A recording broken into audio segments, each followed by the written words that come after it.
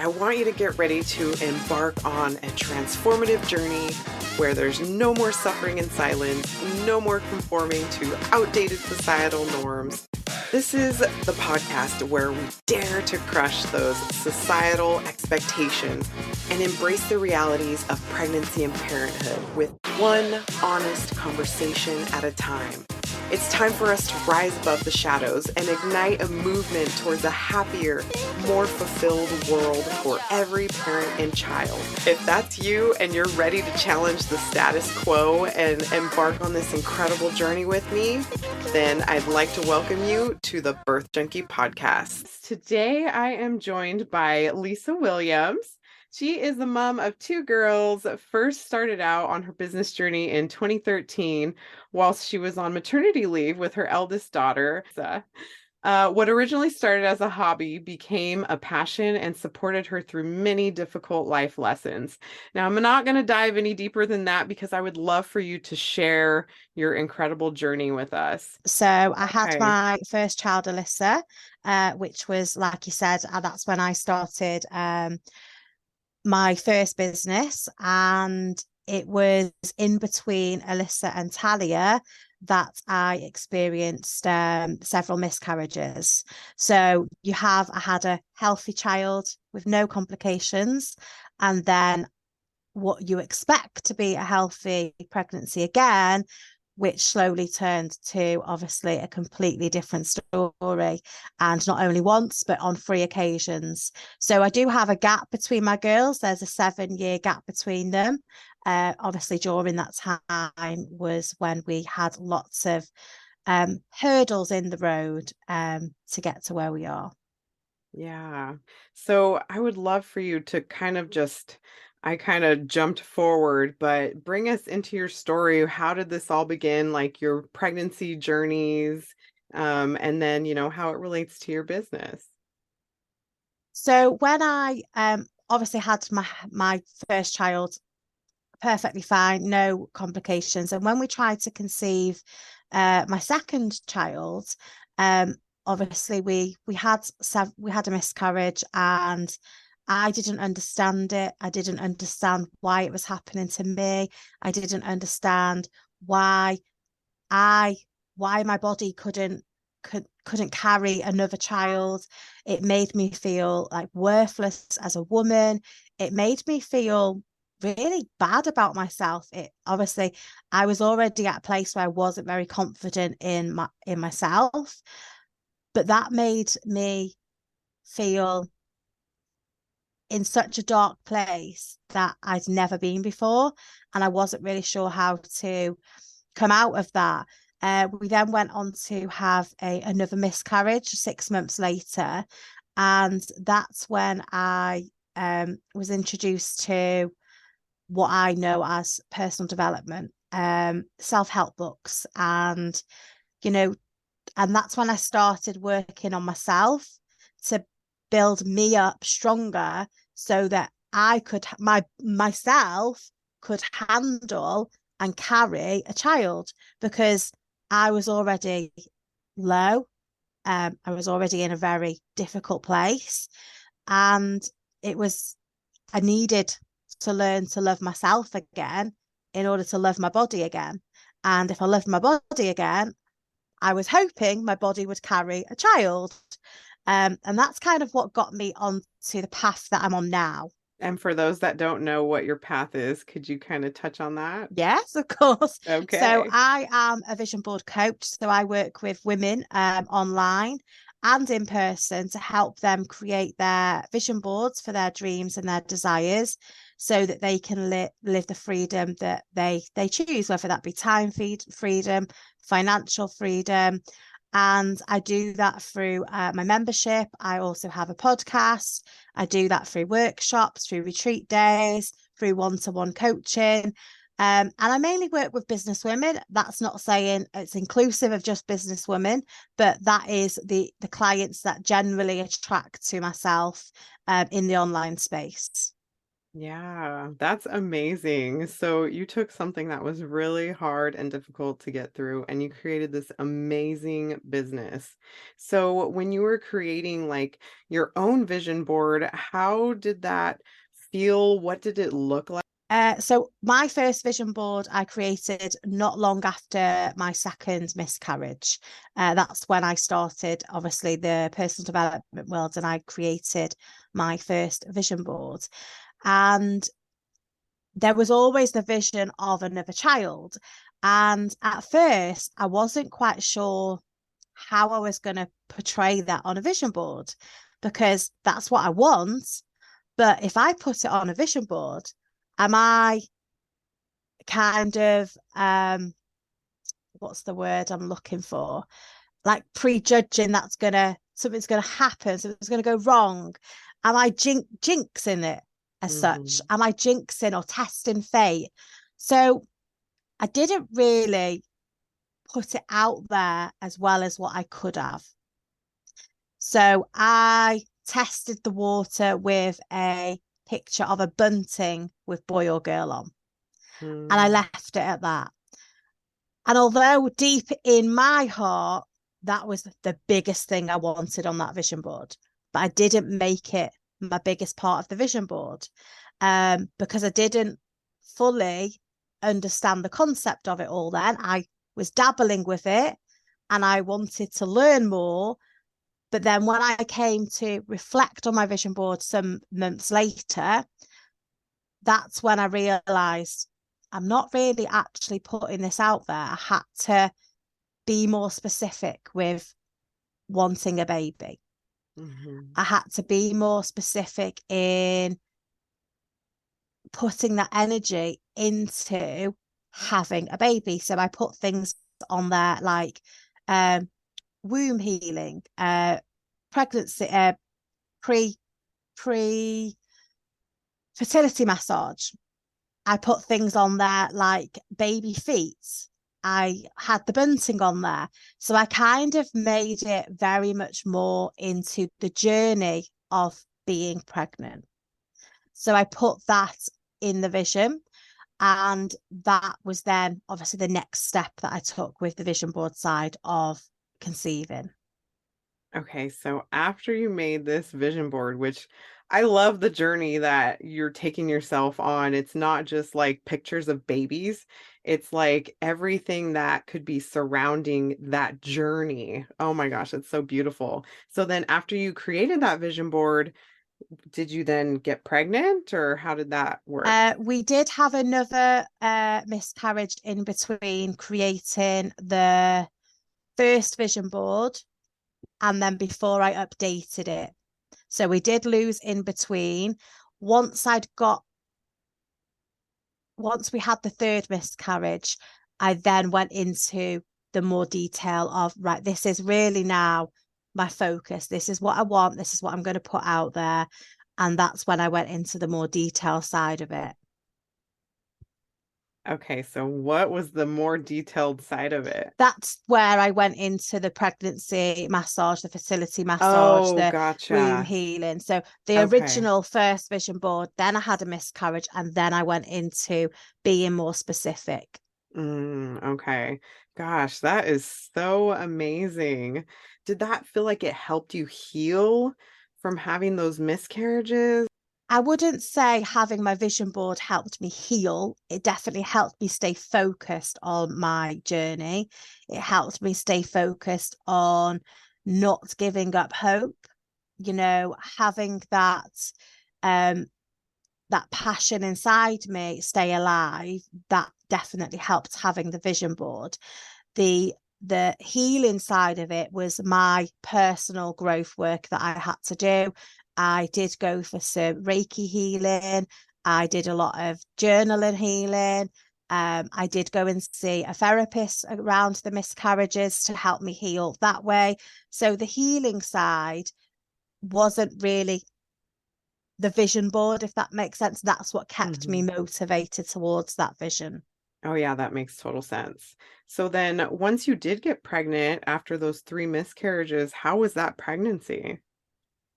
That was a roller coaster of a pregnancy. Um, obviously, if anyone is listening to this and has had a miscarriage or a child loss, the pregnancy after that is difficult. You expect every time you go to the toilet that you might be bleeding. You expect, every time you feel a movement, is everything okay? You are pretty much standing on eggshells from the moment you find out. I did have some help from medical help because I'd had 3 miscarriages in the UK. You do get referred to for what they call reoccurrent miscarriage testing.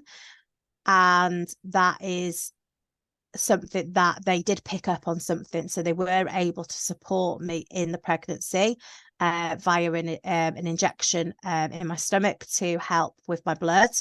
And I did also keep going for Reiki, which was something that kept me focused during the early days of the pregnancy.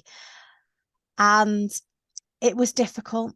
It was hard. It wasn't an easy ride. I then got gestational diabetes as well. So that obviously made life a little bit more harder. And on top of that, we went into lockdown, which which wasn't the ideal situation. I was around 6 months pregnant, I think, when we went into lockdown. I then had to go to scan appointments on my own, so I didn't have the support of my partner. I then had to go to all my midwife sessions on my own with the extra monitoring of the gestational diabetes. I had to go on my own. So there was lots of emotional roller coasters attached to that. I obviously wasn't allowed anywhere because in the UK, all pregnant women had to self-isolate. It was difficult. It was a difficult last 3 months of the pregnancy. Oh my goodness. Wow. So you did say that the doctors did find something. I'm curious, do you know what exactly it was they Yeah, they found? found that I had something that was causing my womb to clot. So the Oh, blood in my womb was clotting, therefore the baby wasn't getting the oxygen. So that's what they picked up. So the injections that I was having was to thin the blood so that it stopped that happening. Also, whilst when I was having Reiki, the very early stages of having that, they also picked up that I had like a blockage, which that I got some healing to release that blockage. So that could have been linked to the clotting as well, which was very apparent that they were similar outcomes for both. right. So then after you got these injections, um, were they afraid that during childbirth you could hemorrhage? I did hemorrhage during childbirth. Yeah. Okay, okay. So So did you go yeah. into spontaneous labor or did you have a C-section? No, I hemorrhaged after she was born. So they so they were really quick and they were really good in in dealing with it straight away.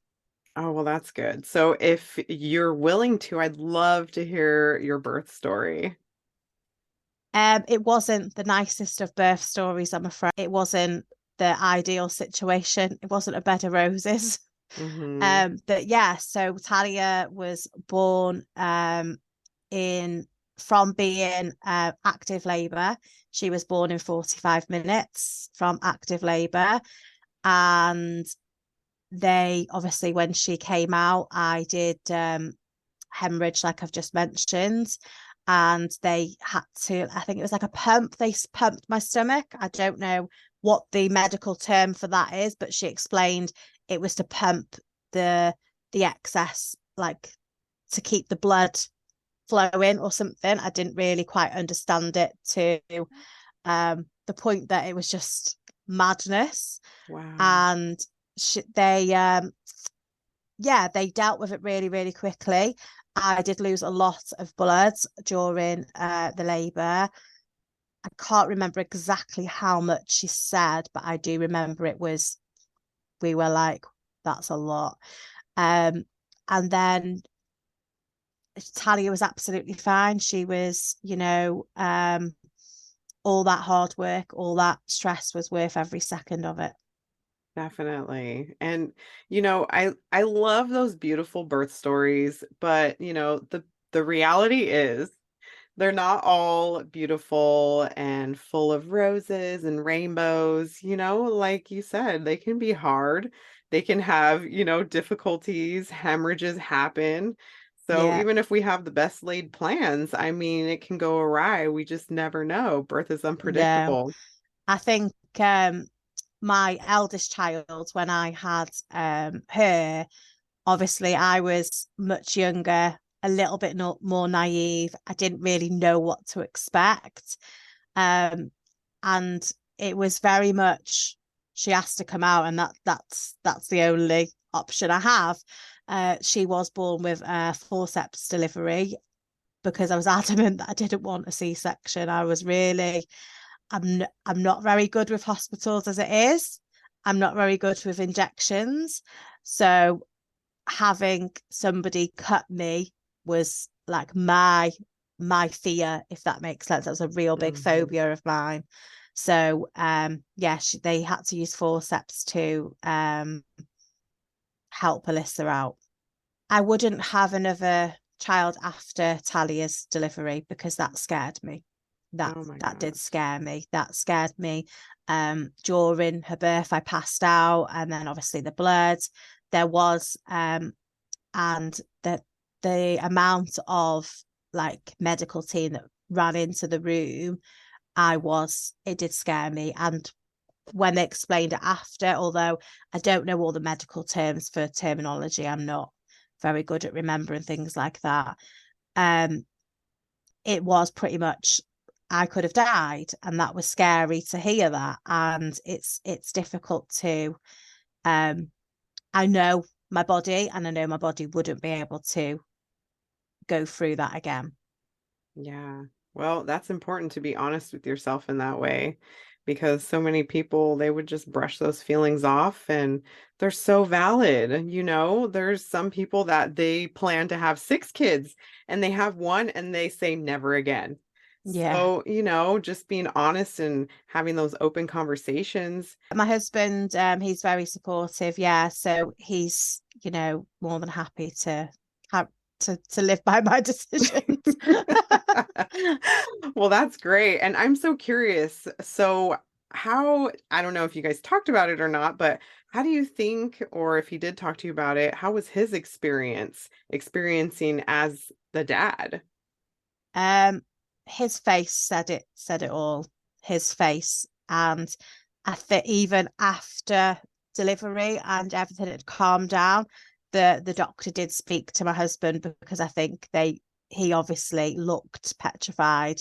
So they did Mm, explain to him what had actually happened so that he'd understand. right. Yeah, because that's scary. I mean, it's scary enough when we're the ones going through it, but our husbands or partners as a bystander, and they're just like, what is happening right now?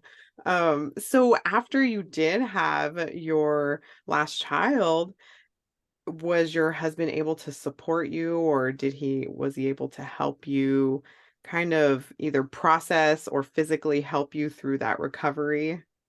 Yeah, he was, he is brilliant in terms of hands-on and stuff. So obviously healing my body, losing that much blood, I was very drained and tired. And we were still in lockdown situations. So there was lots of things that he still had to go out to do. So it was very much that he was going out doing the shopping and all those things that needed to be done, whilst I stayed at home and protected the baby because obviously with her being very small, we were still in the rifts of the lockdowns of June 2020. So it was very Mm, much still quite rife around in the UK. I'm not sure what other countries were like, but we didn't start lifting until around October. And then we went back in for Christmas, and then we kept like, yeah, literally the first 2 years of her life, I think she was in and out of lockdown. Yeah, yeah. Well, I have that experience too. I mean, my daughter was born October 2019, so she was just, a few months old when we started locking down. So, we have that experience with her too. And honestly, this is on a side note, but I feel like it's created so much anxiety in her now because Yeah, she's so attached to me because we were home so much that yeah. whenever I leave, she's like, Mom, where are you? I'm like, oh my gosh. But I feel like that's a huge Yeah, it's definitely contributor. going to be a different generation of life skills that they're going to have to learn. Yeah, definitely. So I'm curious, do you kind of put your vision boarding towards just anything in life, like your postpartum journey, or your children? Yeah, so my vision board is for all aspects of my life. I use it obviously for business, for family. We've just recently come back from a family vacation in Florida. Um, there is a book that I'm currently in the middle of writing that is on my vision board. Any financial goals I have, any house goals I have. There's lots of things that I use my vision board for. It's not just business orientated or life orientated. It's my vision board is my life as such, isn't it? It covers all Hmm. aspects. Yeah, I love that. So, without giving everything away, how does the process look for creating a vision board?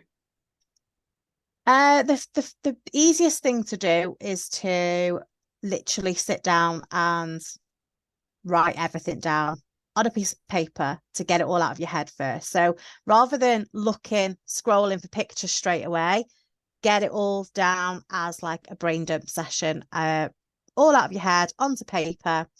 Once you've done that process, I would recommend looking at different affirmations to attach to those dreams, those desires that you've wrote down. So for example, if you have let's take my book for example. So if you have a vision or dream of writing your own book, then your affirmation would be, I will be a best-selling author. That's kind of to link them together, because the affirmation will help reprogram your brain when your brain says, I can't do that. I'm Mm, not good enough for that. So the affirmation is really, really important to help that side of the vision board side. Once you've done that part, I would then start looking for the images. There's so many online resources now. You've got Pinterest, Google Images, Canva Images. Collate them all together, get them printed out, decide what type of board you want, whether you want a digital or a physical board. And then you can start adding the images on. And there isn't a specific way to stick the images down. You just go with your gut feeling. Once you've done that, the next step is to basically make sure you're staying connected with that vision board. So making sure that you are working with it, looking at it each day, using your visualization tools to start visualizing how that dream's going to feel, how will it feel if you achieve it, where are you, who are you with, really start building that visualization image of that, because if we can see it in our mind, then we can actually have it in our hands. So there's lots of things that you can do to help stay connected, and that would be my biggest thing, is to work on that side. wow. Yeah, I think that's great. And I love how you attach like the emotions and just those feelings to whatever outcome it is that you're reaching for, because that's what I did when I was preparing for because I had three C-sections and then I ended up having a vaginal birth after that. So that's what I did. I would literally visualize how it would look, smell, and feel. And literally, my baby was born in that exact manner. Mhm. So I Amazing. totally agree with that. Attaching those feelings and every sense I feel like is important to attach to it. So, gosh, that's beautiful. Well, is there anything else you would like to add or talk about? No, I think we've pretty much covered everything that I can think of. Yeah. Obviously, if anyone is listening to this and who may be going through a miscarriage at the moment or has gone through one and is struggling, don't be afraid to reach out, because there is support out there. There is people out there who have gone through that journey. And I know I felt alone, and you are not alone. Okay. So don't feel and don't suffer alone, because it is hard, and it is something that speaking about will help you. Yeah, that's super important and that's one of the reasons why I created this podcast, because I felt so alone in my journey, in my struggles, and I knew that I couldn't be the only one. And not to say I want people to be struggling, but to know that there's other people out there that can relate. And, it's nice to just be able to talk to somebody about it, not necessarily even get a solution, but to just get it out and talk it out with somebody who might understand the situation. If somebody is going through a miscarriage, how do you think the best way that their partner, if they have a partner or support system, can support them in the best way? I think just being there for them is obviously the biggest one, making sure that you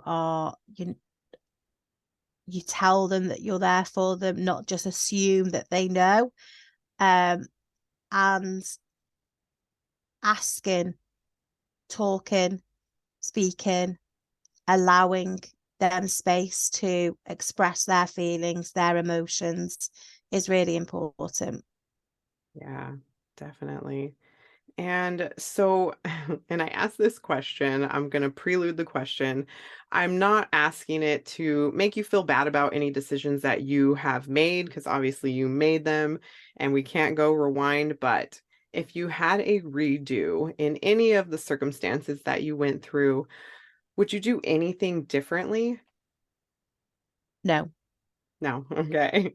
And the no. only reason I asked that is because, since we've been through it, now we realize how we could, be better supported, or what could have been better for us at the time now that we've gone through it. So that's the Yeah, only reason why. the reason why I say no is because everything that I've been through has been a step towards where I am now. And I've learned those lessons that I now have those tools that I can use for the rest of my life. That is priceless, really. They're although obviously I've been through a lot of heartbreak, a lot of pain, a lot of suffering, trauma, I wouldn't be where I am if I hadn't have gone through them. So there is every lesson in everything that I've been through. Yeah, definitely. I mean, I know I wouldn't be here today if I hadn't gone through, you know, those hurricanes or whatever you want to call them, those really, really hard times where you feel like you're not going to survive. So, thank you. I really appreciate that. And I would love if someone were to want to connect with you or work with you, what would be the best way to do that? The best way would probably be via Facebook. I have a community called the Vision Board Lounge, but you can find me pretty much on social media under the Vision Board Queen, or my website as well. I love that. Thank you so much. And I really appreciate you taking the time out of your day to come chat with me and share your vulnerable perspective on this subject. Thank you. Oh, thank you for having me, Petra.